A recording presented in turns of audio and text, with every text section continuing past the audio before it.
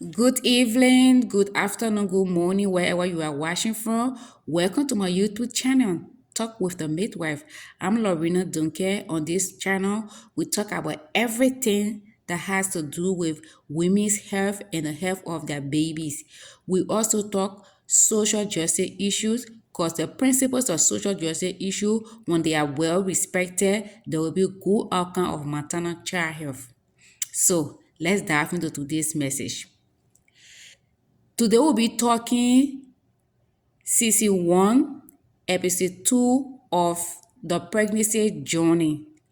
On my previous video, which is episode 1, we talk about the things that are done in the antenatal clinic, especially during your first visit. And just for the purpose of recap, we said pregnancy is divided into 3 stages. Stage 1, 2, and 3. And we said stage 1 is the first trimester, which is the first 12 weeks of pregnancy or the first 3 months of pregnancy. We also discussed in that episode that when you go to the clinic for the very first time, the healthcare provider try as much as possible to establish some record of you. That is, they want to know your height. They also want to know your blood pressure. They also want to know your weight. They also do some laboratory tests to see if you have HIV, syphilis, and they also do a urine test to see if you have STIs or if there is glucose in your urine. Those are all things that are done for your good because it will help them to know what to treat. It will help them to know what to prevent. It will help them in case in the future of any complication, they already know what have caused that and then they know what to do. And we said they also do they measure the fundal height. So we said we'll be using either prenatal or antenatal most of the time in this series. And we said that both words mean the same thing. They mean the visit that a pregnant woman made to the healthcare provider before she gives birth. So today we'll be talking episode 2, which is the second trimester. The second trimester, like any trimester in pregnancy, when you go for the antenatal care, whatever should have been done on during your first visit that was not done should be done. For example, we said the weight should be done every visit. So if they did not do the weight for whatever reason, your previous visit, it should be done this time around. For example, the height. We say once in a pregnancy and you are presenting to a health facility for your first time that they don't have record of your height, they must do your weight, your height once in that pregnancy. We say it is very essential. We said on every visit, they should do your blood pressure. So in episode 2, which is the second trimester, when you go to the health facility, if there was anything that was left out, the health care provider will do it. Or you could even remind them. That's one of the reasons why we are bringing this message to our people. So during your second visit, which is your first visit in the second trimester, there are a lot of things that we do in the antenatal clinic. Number 1, we do the physical examination. And the physical examination has to do with your vital signs. Though that is not every component of the vital sign that will be done, but your blood pressure will be done on every visit throughout the journey of pregnancy. Every time you visit the antenatal clinic, they have to do your blood pressure. We said that there are a lot of things that increases the woman blood pressure, and the increased blood pressure could lead to eclampsia. Pre-eclampsia, and if pre-eclampsia is not handled, is not treated, it goes to eclampsia. That's why you see they say, oh, the pregnant woman was jerking, she was in seizures. That's what leads to that. Most of the things that you see happening at the later part of pregnancy, they not just happen abruptly. They started along the way they developed, but there was no attention paid to it, so it got to that stage. So if you went to the clinic and your blood pressure is monitored on every visit, that's a good thing. And we also said your weight in the second trimester, like any other trimester and any other visit, your weight will always be done. And then the examination has to do with measuring your fundal height. They have to check to know the age of the pregnancy. Remember, the second trimester is 4, 5, or 6 months. Those are the months that made up the second trimester.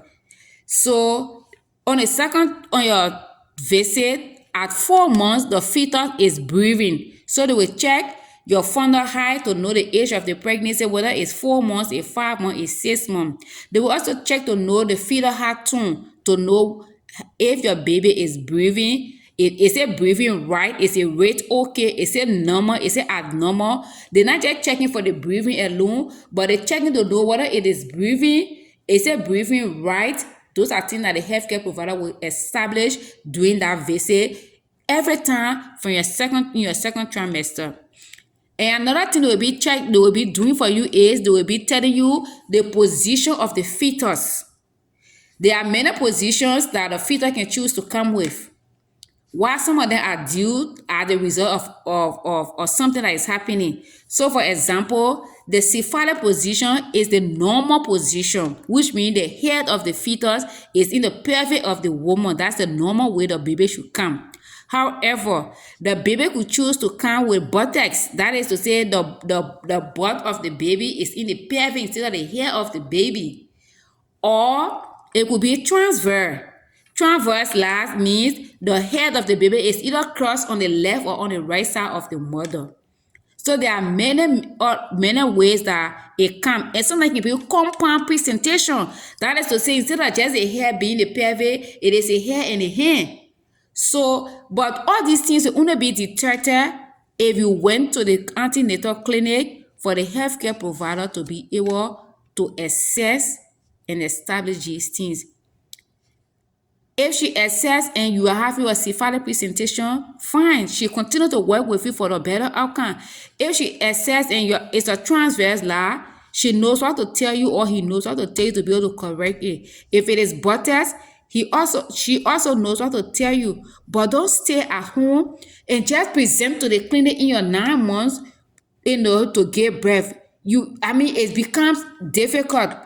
Especially if you go in labor, they may not take time to establish all those things. I understand they should, but sometimes it's kind of confusing. I just appear, I'm in labor, I have not been to the facility before, and all the things that need to be established from first trimester, and now you come in your last stage of pregnancy. So for the good of yourself, the baby, and your family, it is good to attend the clinic as scheduled. So we said in the second trimester, they do your routine checkup, which is the examination, the blood pressure, the weight, the fundal height, which is the age of the pregnancy, the fetal heart rate, which is how the baby is, whether the baby is breathing,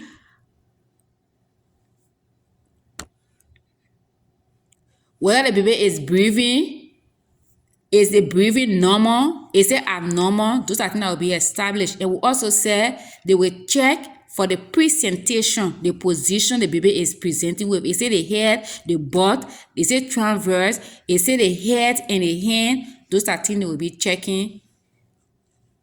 Those are things they will be checking in your second trimester.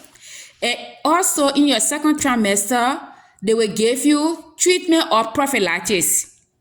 So most of the time they will give you medication according to what the symptoms and signs you present with. They will give you treatment for that. But on a routine basis, they will give you prophylaxis. They either give you ferrous and folic acid, or ferrous and folic combined, and they give you multivitamin. And they gave you these seeds to be able to help you to be strong, to help you to have appetite to eat. In some region, they will give you calcium. But I don't know if we have calcium in our facility in Liberia. I know in few clinics that used to be sponsored by Equip Liberia when I was working there, they used to have calcium. So it's possible that some clinics have. But I know in other African countries and even in America, they give calcium. And then they also give you vaccination. The vaccine will help to protect you and your child and your unborn child. They will give you TT vaccine. So if you say, oh, I have not taken the vaccine before, they will give it. Or if you say, I have taken it and you don't have a card to prove that, it's not going to cause you any harm if they repeat the dose, because in the first place you have to do first vaccine, second your booster, one booster, two, all those things. I know many people maybe like me afraid of injection, but that just 1 or 2 second pin is far much better than your child coming down with tetanus. So they give you vaccine. So take your vaccine. And when you carry your prophylactics home, take them. It is important you take them. And also in the second trimester, they get prophylaxis for malaria. We know malaria is like a everyday thing in Liberia or in most in the sub region. So they give you prophylaxis for malaria. It's just a one-time dose, just one dose. You could even most often you could take it right out and tell a clinician, maybe the person take it right in front of you, because some people don't even take it. So those are just things that are done for your good, for the good of the baby, so that this journey will end, in a way that will be pleasing and everybody will be rejoicing the expected end of pregnancy. So those are some of the things that are done in the second trimester. And in the second trimester, you are scheduled according to the prevailing situation. If nothing is happening to you, it's just normal, okay, everything is fine, fetal is lying in the right position, fetal heart tone is okay, your HB is your blood level is okay, no sign of SCI, no malaria, they will schedule in 1 month time. So if, for example, you went to the clinic June 26th, they are going to tell you to come back July 26th. However, if the health worker see that there is a problem, she will schedule on a shorter notice, because she want to reevaluate, reassess what she saw and think whether the treatment or the SSI, whatever she gave you, whether it is working. Whatever they tell you, go by it. It is for your own good. So let's do a recap. The second trimester is the 4th, 5th, and the 6th month. Those are the 3 months that made up the second trimester. During the second trimester, like the first trimester, your blood pressure is done on every visit at a clinic. Your weight is also done every visit. And they measure the fundal heart every visit during the second trimester, like any trimester. And they measure the fundal heart because they want to know the age of the pregnancy. How old is this pregnancy? Because we say second trimester are 4 or 5 or 6 months. So they want to know, is the pregnancy 4 months? Is it 5 months? Is it 6 months?